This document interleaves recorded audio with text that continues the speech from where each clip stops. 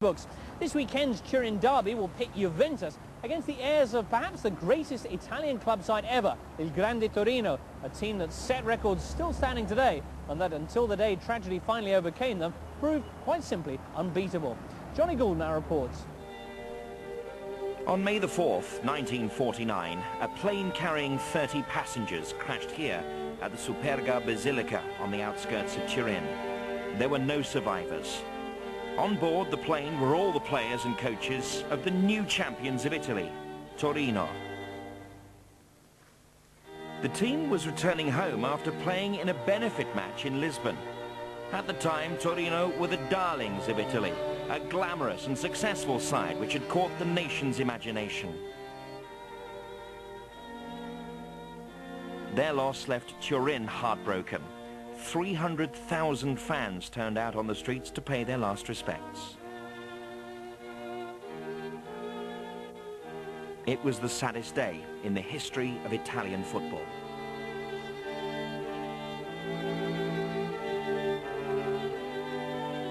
They were known as Il Grande Torino, the Great Torino.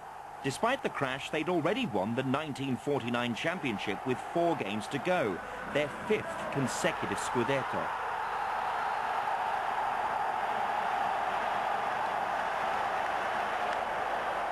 They won 5 championships in a row, but with the interruption of the war, so you can easily imagine that the record of 5 should be increased.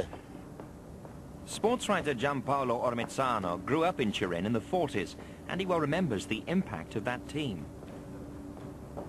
They had a big individual class, they made a group, they were well paid, and they were all full of the sentiment to represent Italy in some way, in some new way.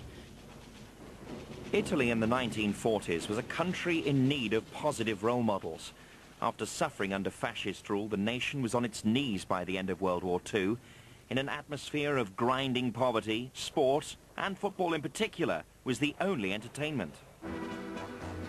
Torino president Ferruccio Novo responded to that need by recruiting a team of stars. Valentino Mazzola and Ezio Loic, record signings from Venezia. Guglielmo Gabetto, pinched from Juventus, and Romeo Menti, signed from Fiorentina, all talented young men who enchanted the city of Turin. Perché erano ragazzi che vivevano nella città, cioè li incontravi nei bar, nella strada, nei cinema. Non erano delle entità divine che si materializzavano la domenica pomeriggio per sparire e per non condividere con la gente la vita della città. Franco Ossola had dedicated his life to the study and research of Il Grande Torino. For him, it's been a personal quest.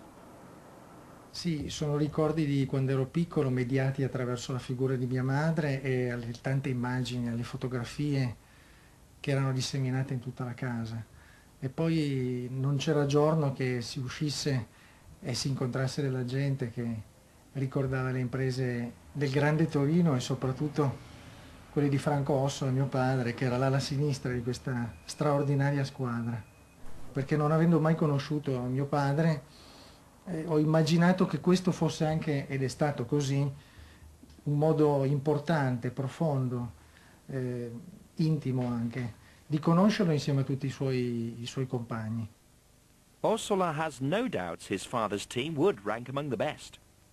Mi spiace dirlo, potrebbe essere la Juventus di questi anni o il Milan di Cappello e Sacchi di qualche anno fa, il Real Madrid della metà degli anni 50, piuttosto che l'Ajax degli anni 70, quindi una squadra estremamente competitiva non solo sul campo nazionale ma a livello internazionale. When Italy played Hungary in 1947, all 10 outfield players were from Torino, and they still managed to beat a strong Hungarian team 3-2. Valentino Mazzola, captain, goalscorer and star player for the club and country, was the chief inspiration. For fans of a certain age, Mazzola was simply the best Italian player of all time. Listen, I had the pleasure to see all the matches that Great Torino played in Torino. We had no money in my family to go out after the war. Well, we had in every match the sensation, the feeling that in every time of the match, Valentino Mazzola could change the result, of course, in favor of Torino. Today, the Mazzola name is once again linked with Torino. Sandro Mazzola, Valentino's son, became general manager last year. Sandro is one of the few players to successfully follow in their father's footsteps, winning 70 caps and 2 European Cups with Inter. Until now, he's deliberately steered clear of his father's old club and the memories associated with the crash. Credo che la mia mente abbia cancellato tutta una parte, questa prima parte della mia vita, proprio per non soffrire. Io quello che ricordo di mio padre sono dei piccoli flash di io bambino che vestito da calciatore andavo al campo d'allenamento, dei calciatori che mi trattavano un po' tutti come figlioccio, oppure di quando andavo in giro per Torino con mio padre e non mi rendevo conto del perché la gente lo fermasse, e avevo anche paura perché piccolino mi trovavo circondato dalle persone e mi afferravo alla sua mano per sentire una certa sicurezza. Direi che questo fatto di questa mano che mi dava sicurezza è il ricordo più nitido che ho di quel periodo della mia vita. Last year's encounter with Juventus was a one-off friendly, Torino having been relegated to Serie B for the 3rd time in 10 years. Despite their return to the top flight, they are now a club which struggles to keep up with the elite.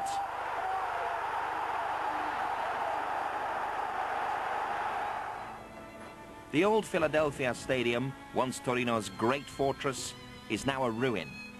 While Manchester United successfully rebuilt after the Munich air crash, it sometimes seems as if Torino never really recovered from the 1949 disaster. They lacked a Busby or a Charlton to lift the club from the wreckage. But unlike Munich, there were no survivors at Superga. For Torino, the club and their fans, the loss was just too great.